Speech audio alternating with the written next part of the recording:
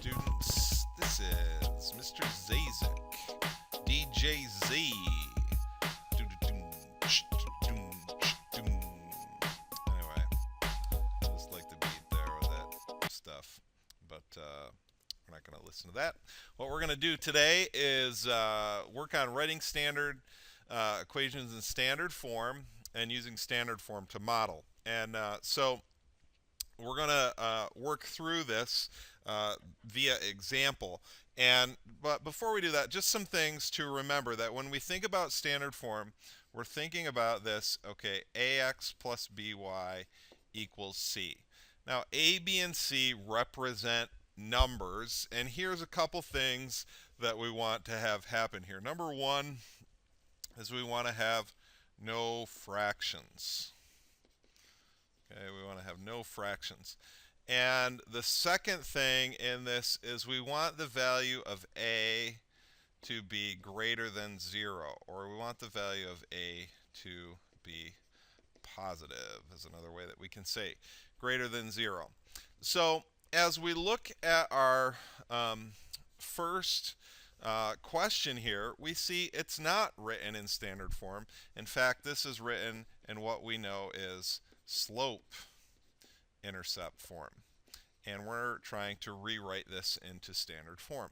Well, I look here at standard form. In standard form, the term with the x needs to be on the left side of the equation. Well, how can I get that term over to the left side of the equation? Well, I can do an inverse operation. So as I look here first at this x term that I have right there, because it's a positive, that means that the inverse for that is going to be subtraction. So if I subtract it from this side, I can subtract it from the other side. And what that leaves us with is negative x plus y equals negative 4. Now, I have it in that form, but what did we say over here on the right? We said we want the value of a to be positive. So really, there is a negative 1 in front of this. Well, if I divide both sides, which is every term, by negative 1, that will make this positive. And so now we get a negative 1 divided by negative 1 is positive 1x. Now, a positive divided by a negative becomes negative 1y equals 4. And there you go. We have that in standard form. And if we were to be asked, the value of a in this is 1, the value of b is negative 1, and the value of c is 4. Again, a, b, and c are the coefficients of those terms. So we subtracted x first, and then we divided by negative 1 to get that. All right, as I look at number 2, I recognize that number 2 is in what we call point slope form. So in this instance, what I want to do is first, I want to get rid of that parentheses, and I'm going to do that using the distributive property here. So we're going to distribute 5, and we're going to get 5x minus 40. Now, I'm going to add 4 because I want to write it in slope intercept form. Now remember, I line the 4 up with the negative 40 because they are like terms. 4 doesn't like the 5x. Don't get along. They're cliquey people. So on the left side, we have y equals 5x minus 36. Again, what's our goal? To write it in standard form. Do we have it there yet? No. So how can we move this 5x from the right side to the left side? Again, it's a plus sign in front of it, so the inverse is to subtract 5x. Whatever you do to one side, do to the other side. So as we do that, we get negative 5x plus y equals negative 36. Okay? Don't try and combine that negative 5x and y. They don't like each other. And also, don't forget to bring down that negative sign with the 36. Now we're really close, But what we've got to do next is we've got to divide everything by -1 because we want the value of a to be positive. So what that's going to come out to be is 5x minus y equals positive 36. There we go. We've written our equation in standard form. Okay. So number 3, same type of question. It's written in what form as we see it? This is called point slope form. I'm just going to abbreviate a little bit. We want to get it into standard form, which is our ax plus by equals c. So first thing we're going to do is we're going to distribute y plus 6 equals, now careful because we're distributing a -3, so we get -3x minus 3.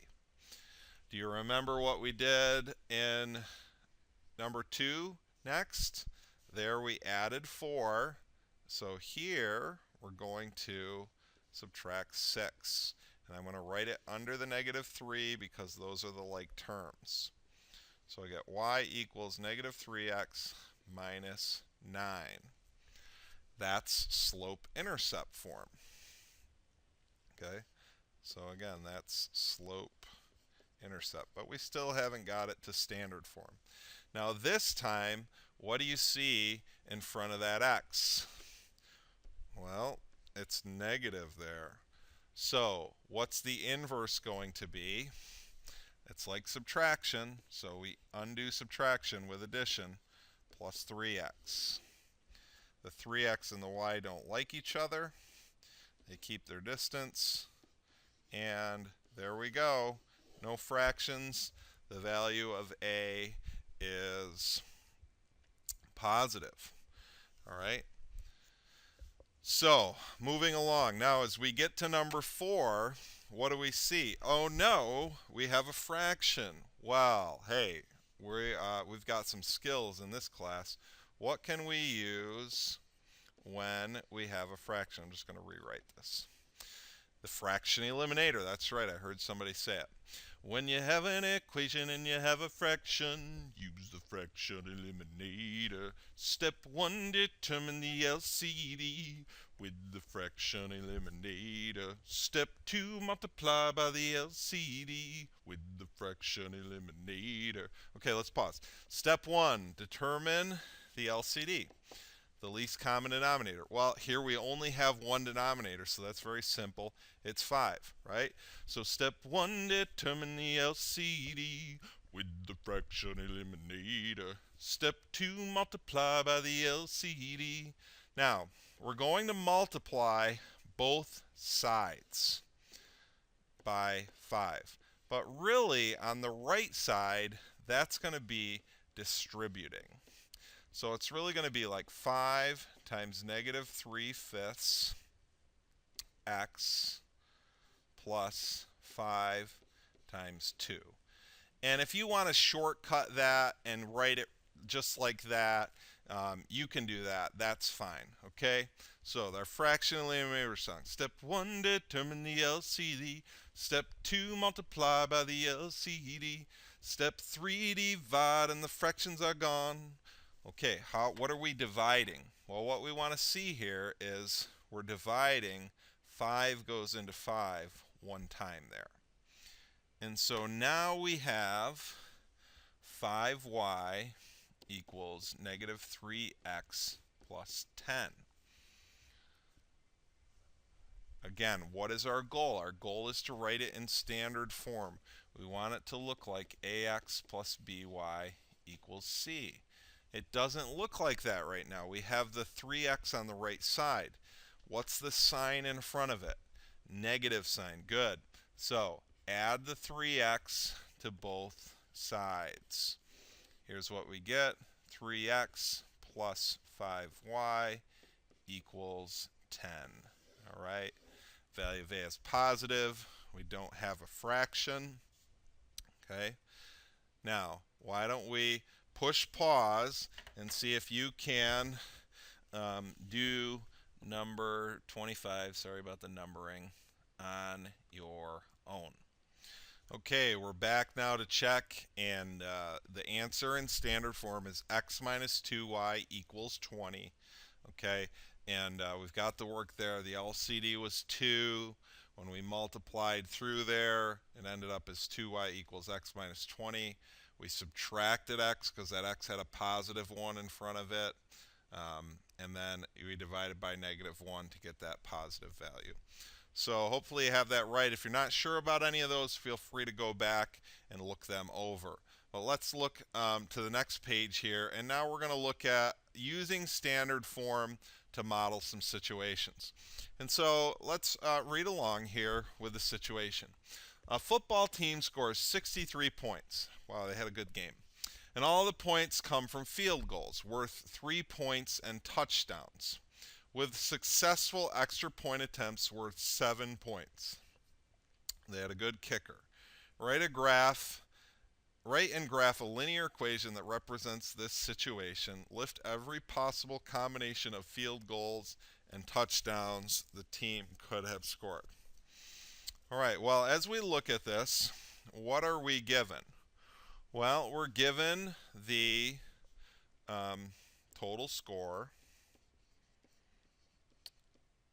which is 63, and we're given that they score field goals, which are worth 3 points, and touchdowns, and they make the extra points, which are worth 7. So how can touchdowns and field goals be represented, and how can these be written as terms to represent the point value of each? Well, what if we use the letter F for field goal? Okay, F equals field goal. And what if we use the word T, or the letter T, excuse me, not the word, to represent touchdown? And, every time they have a field goal, it's going to be 3F. And every time they have a touchdown, it's going to be 7T. So we could use 3F and 7T. So what would equation look like in standard form? Well, we could write this as 7T plus 3F, 7 points for every touchdown, plus 3 for every field goal. What did they score? 63. Now, because we're more familiar with y and x, let's substitute in for t y plus 3x equals 63. And now we're going to use what we just did yesterday to find the x and y intercepts. So how can we find the y-intercept? Well, we want to recall that we're going to substitute x equals 0 to find where does it hit the y-axis. So as we look at that equation here, so that's going to be 7y plus 3 times 0 equals 63. Space is a little tight here. That's going to be 7y equals 63. When you divide by 7, okay, y is going to equal 9. So that is going to be the point 0, 9 on the y-axis. Number 5, how can we find the x-intercept? Well, in this case, we're going to substitute. What is going on with my spelling? Sorry about that up here. Substitute. Totally spelled that wrong before. Y equals 0. And so here we go. So 7 times 0 plus 3x equals 63. So it's going to be 3x equals 63. When we divide by 3, x is going to equal 21. So that would be the point 21, 0. So how can you use the intercepts to graph the lines? All right, well, what are we going to do? Hey, well, we're going to plot the points, and we're going to connect them. And we're going to label. Connect and label. So we want to graph that relation on the coordinate plane. All right, so we got a coordinate plane here.